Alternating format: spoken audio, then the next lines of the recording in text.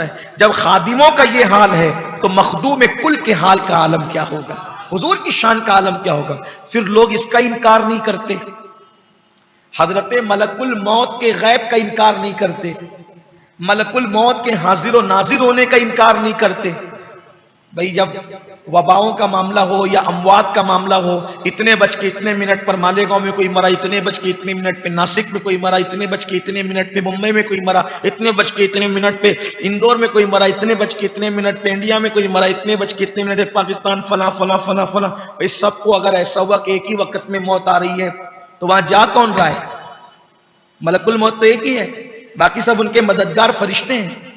तो एक मलकुल मौत अगर एक वक्त में इतनी सारी जगह पर मौजूद है, रूह कब्ज कर सकते हैं, तो जब मलकुल मौत के पावर का ये आलम है तो मलकुल मौत जिसका महकूम हो उस मुस्तफा जाने रहमत के पावर का आलम क्या? हुजूर की ताकत तो समझो। हजरत मलकुल मौत बहुत कुछ है लेकिन वो है तो हुजूर के खादिम।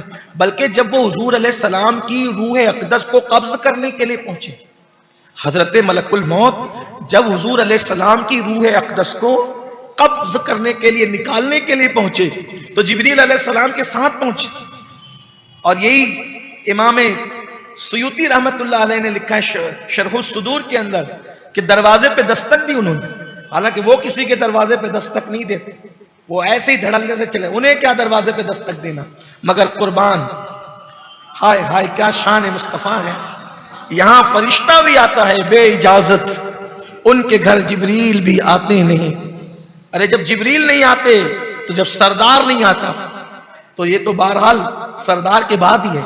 दस्तक दी, और जब दस्तक दी तो उस वक्त हुजूर अलैहिस्सलाम की तबीयत में अलालत थी। मेरे आका अलैहिस्सलाम तस्लीम पर मर्ज की शिद्दत का गलबा था। कुछ लोग बयान करते हुए बोल देते हैं हुजूर की तबीयत खराब थी।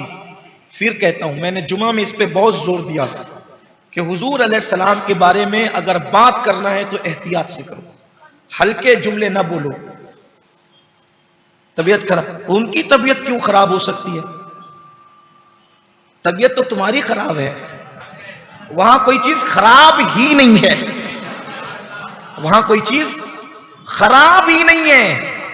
ये कहो कि तबीयत अलील है, मर्ज का गलबा है, मर्ज की शिद्दत है, इसलिए कि वहां कोई चीज खराब ही नहीं है। बल्कि वल्लाह वो दयार तो ऐसा दयार है कि खराब चीज आ जाए तो भी अच्छी हो जाए।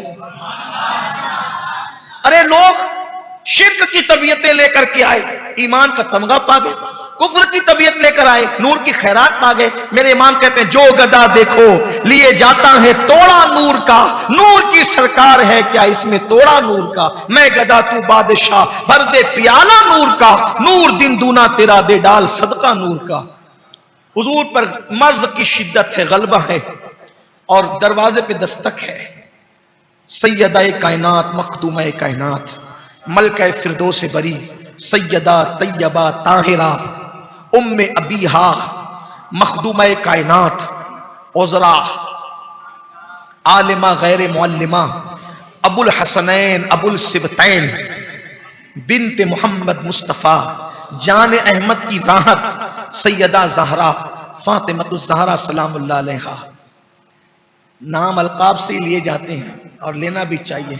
अलकाब बहुत नीचे रह जाते हैं, हस्तियां बहुत बुलंद हैं।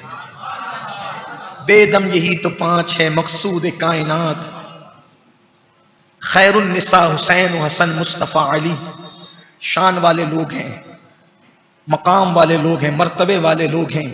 वल्लाह इनके वसीले से दुआएं कबूल हों, इनका नाम लेने से तकदीरें बदल जाएं, इनके नाम की बरकत से मुसीबतें टल जाएं। मेरा तो दिल ही नहीं भरता, इसलिए कि जो रसूलुल्लाह के घर में पैदा हो, जो हुजूर के घर में पैदा हो, जो हुजूर की गोद में परवरिश पाए, जिसके लिए हुजूर उठ करके क़याम फरमाएं, जिसको आता देखकर हुजूर मुस्कुराएं, बल्कि उनका नाम ले लिया जाए तो हुजूर के होठों पर तबस्सुम आ जाए। मैं सोचता हूं या अल्लाह, यकीनन तेरे अजाब से मुझे बहुत डर लगता है, लेकिन जब इन नामों पर तवज्जो करता हूं तो फिर सोचता हूं कि मुझे इंशाअल्लाह अजाब नहीं होगा। क्यों? इसलिए कि जिनके नामों से रसूलुल्लाह की जबानों पर मुस्कुराहट आती हो, जिसकी खुशी से खुदा राजी हो जाता हो। बहरहाल हम उनके खानाजाद गुलाम हैं। जब से मिला है दामन आले रसूल का, बेफिक्र हो गया हूं शफाअत की फिक्र से। हाँ, ईमान पर खात्मे की बात चल रही थी, लेकिन बात आ गई तो एक बात और अर्ज कर दूं। किसी के ईमान पे खात्मे की कोई गारंटी नहीं, लेकिन मेरे आका फरमाते हैं मम्मात हुब्बे आले मोहम्मद माता मोमिना माता शहीदा। आका फरमाते हैं जो मेरी अहले बैत की मोहब्बत में मरा वो मोमिन मरा और अल्लाह उसे शहादत का मुकाम अता फरमाए। इंशाअल्लाह ताला हमारा खात्मा बिल खैर होगा, तेरी रहमत अगर शामिल है या गौस। तो सैयदा कायनात तबीयत की अलालत की वजह से शिद्दत का गलबा था अलालत का, तो हुजूर के घर में थी, हुजूर के हुजरे में थी। दस्तक सुनी तो दरवाजे पर गई तो कोई कह रहा था, इन्होंने पूछा कौन हो? उनके यहां कौन आया है? मलकुल मौत, मौत का फरिश्ता। लेकिन पूछा कि कौन हो, कौन हो? तो आने वाला कहता है आपके बाबा का गुलाम हूं और इजाजत चाहता हूं हाजिरी के लिए। सैयदा ने कहा कि तबीयत में अलालत की इतनी शिद्दत है कि मैं इजाजत नहीं देती कि आप अंदर आए। वहीं ठहर गया। इमाम सुयूती कहते हैं वो ठहर गया फरिश्ता। कौन सा फरिश्ता? आम फरिश्ता नहीं, आम फरिश्ता भी तो अफजल है। ठहर गया, अंदर नहीं आया, अंदर नहीं आया, वही ठहर गया, रुक गया।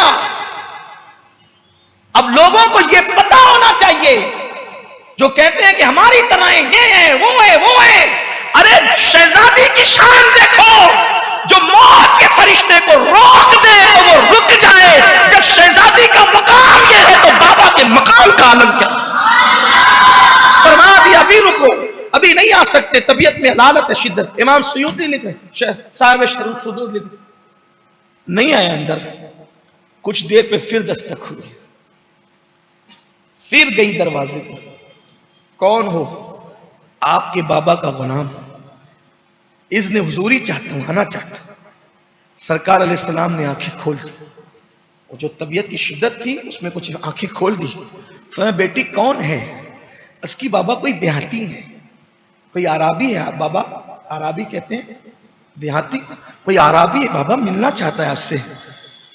तो फरमाया आने दो, बाबा तबीयत में अलालत है।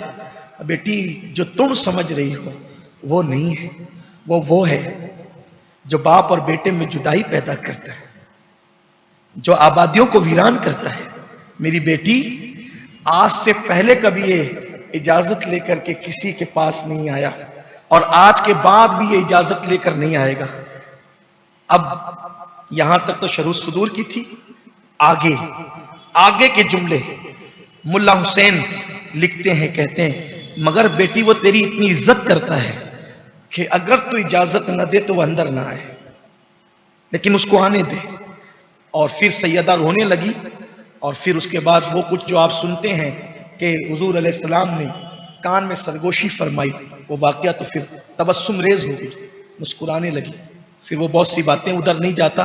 फिर आए, अर्ज़ की आका अगर इजाजत हो तो रूह कब्ज करूं, और अगर इजाजत ना हो तो मुझे हुक्म है कि मैं आपकी इताअत करूं, मैं वापस चला जाऊंगा, मैं वापस चला जाऊंगा। उतने में सरकार ने कहा जिब्रील कहां है? आप अकेले आए, जिब्रील कहां है? अस्की हुजूर जिब्रील भी बस आते हैं। थोड़ी देर में जिब्रील अमीन आए, पास मौजूद थे। सरकार ने पूछा मेरे भाई जिब्रील क्या मशवरा है? अस्की आका अल्लाह ने मुझसे ये कहा कि महबूब से कहना कि अल्लाह तुमसे मिलने का मुश्ताक है। देखो तो क्या लहजे में बात होती है। हुजूर की शान क्या है, हुजूर की अजमत क्या है। वो खुदा होकर के जिब्रील को भेज करके फरमा रहा है कि कहना कि अल्लाह तुमसे मिलने का मुश्ताक है। फिर मेरे आका ने फरमाया इज़राइल इजाजत है, आओ और अपना काम पूरा कर लो। और फिर हुजूर अकरम सल्लल्लाहु अलैहि वसल्लम की इजाजत से हजरत मलकुल मौत ने रूह कब्ज़ की, वरना उससे पहले किसी से इजाजत नहीं ली और ना उसके बाद किसी से इजाजत नहीं। पहले हजरत मलकुल मौत बगैर किसी सबब की रूह निकाल लेते, यानी आदमी अच्छा भला होता था और रूह निकालते। तो लोग गालियां देने लगे थे हजरत मलकुल मौत को, बुराई करने लगे थे, गंदे जुमले बकने लगे थे। तो अल्लाह पाक ने फरमाया कि अब ऐसे डायरेक्ट नहीं जाओ, कुछ ना कुछ बहाना हो। मतलब अटैक आया मर गया, बुखार आया मर गया, खांसी आई मर गया, सर्दी हुई मर गया, कोरोना हुआ मर गया। अरे मरा क्यों भाई? अल्लाह ने चाहा तो मरा ना, मलकुल मौत रू ले गए तो मरा ना। तो ये असबाब बन गए। अब लोग मलकुल मौत को नहीं कहते कि मलकुल मौत ने मारा, नहीं कहते। क्या कहते हैं? एक्सीडेंट हुआ तो मर गया, ये हुआ तो मर गया, यानी अब दूसरे पे चला गया। जिसकी मौत जहां लिखी है वो वहीं मरेगा, जिसकी मौत जहां लिखी वो वहीं मरेगा। और एक बात यहां पर अर्ज करूं, हालांकि ये आगे आने वाली बात है लेकिन अर्ज कर देता हूं। कोशिश किया करो कि जो जहां मरे उसको वहीं दफन करो। पता नहीं कि लोग मोहब्बत में, अकीदत में इस पर तवज्जो नहीं कर रहे कि इंसान कहीं मरता है, इंतकाल करता है तो 3-3 दिन के फासले से लाते हैं। फिर जो कुछ लाश का हाल होता है वो सामने है। मरने वाला, इंतकाल करने वाला नेक है या बद, हमें नहीं पता। भाई कोई जरूरी है कि अमीरुल कादरी सफेद लिबास में अमामा बांध कर आता है, रोजाना आपके सामने बैठ कर तकरीरें करता है, तो ये जैसा ऊपर से वैसा अंदर से भी हो? कोई जरूरी है? तो जल्दी तदफीन की हिकमत यह है कि अगर वो नेक है तब तो वो अपनी मंजिल पर पहुंच गया, लेकिन अल्लाह न करे अगर वो नेक न हो तो उसके जिस्म में जो तगय्युर और तब्दीली वाक़ई हो तो कम से कम उसका ऐब तो जाहिर ना हो। जाते जाते आप उसको क्यों बेनकाब करना चाहते हो, बेहिजाब करना चाहते हो? मकतूबात सदी 2 सदी में अल्लामा शरफुद्दीन यहिया मनीरी लिखते हैं, एक बुजुर्ग तमन्ना करते थे कि अल्लाह मुझे वहां मौत देना जहां कोई मेरी पहचान का ना हो। अल्लाह मुझे वहां मौत देना जो जहां कोई मेरी पहचान का ना हो। तो लोगों ने पूछा क्यों? कहा मुझे डर लगता है कि अगर मैं पहचान वालों के दरमियान मरूं और गुनाहों की वजह से मेरा मुंह काला हो जाए तो मैं रुस्वा और जलील हो जाऊंगा, और अगर ऐसी जगह मरूंगा कि कोई पहचानता ही नहीं, जब कोई पहचानता ही नहीं, पहचानेगा ही नहीं, तो फिर मुंह काला हो या कुछ भी हो तो कम से कम रुस्वाई से तो बच जाऊंगा। मेरे इमाम कहते हैं मुजरिम को न शर्माओ, अहबाब कफन ढक दो, मुंह देख के क्या होगा, पर्दे में भलाई। जिसकी मौत जहां लिखी है वहां दफन कर। ये बात याद रखना कि अगर अल्लाह राजी है तो आप जंगल में भी दफन करोगे तो वहां मंगल होगा, और अगर अल्लाह नाराज है तो कितने भी गुंबद के नीचे दफन करो तो फिर वहां मक्खियां ही भिनभिनाने, कुछ होना जाना नहीं है। ऊपर से चादरें चढ़ेगी, नीचे से डंडे पड़ेंगे, ये हाल होगा। याद रखना है, हंसने की बात नहीं है। तो कोशिश करो कि जो जहां इंतकाल करे उसको वहीं दफन करो, बेहतर ये है। लेकिन अगर कोई कहीं लाता ले जाता है तो मैं उस पर कोई हुक्म नहीं लगाता, ये मुफ्तियान किराम का काम है, वो आपको बताएंगे हुक्म शरा क्या है। लेकिन हमने हुजूर अलैहिस्सलाम की जिंदगी में ये चीजें देखी कि जिसका इंतकाल जहां हुआ उसको वहीं पर दफन किया गया। मदीना मुनव्वरा और ओहद के दरमियान कोई ज्यादा फासला नहीं था, लेकिन शहीद हुए ओहद वाले वहीं दफन हुए। इसी तरीके से मकाम जिराना के अंदर हुनैन के जख्मी शहीद हुए, वहीं दफन हुए। इसी तरीके से बाद में उम्मुल मोमिनीन सैयदा मैमूना जहां पर आपका विसाल हुआ वहीं पर उनकी आखिरी आरामगाह बनी। इसी तरीके से और भी, लेकिन आप 3-3 दिन का फासला, मैयत को तकलीफ, और अब तो उसमें रखते हैं वो कांच का जो बना होता है, क्या कहते हैं उसको, मुझे मरचूरी, उसमें रखते हैं। अब उसमें रखने से क्या नुकसान है? हदीस पाक में आता है कि जिस चीज से जिंदों को तकलीफ होती है उसी से मुर्दों को भी तकलीफ होती है। जिससे जिंदे तकलीफ पाते हैं उससे मुर्दे भी तकलीफ पाते हैं। 3-3 दिन डाल करके जबरदस्ती बिला उज़्र शरई, क्या हो रहा है?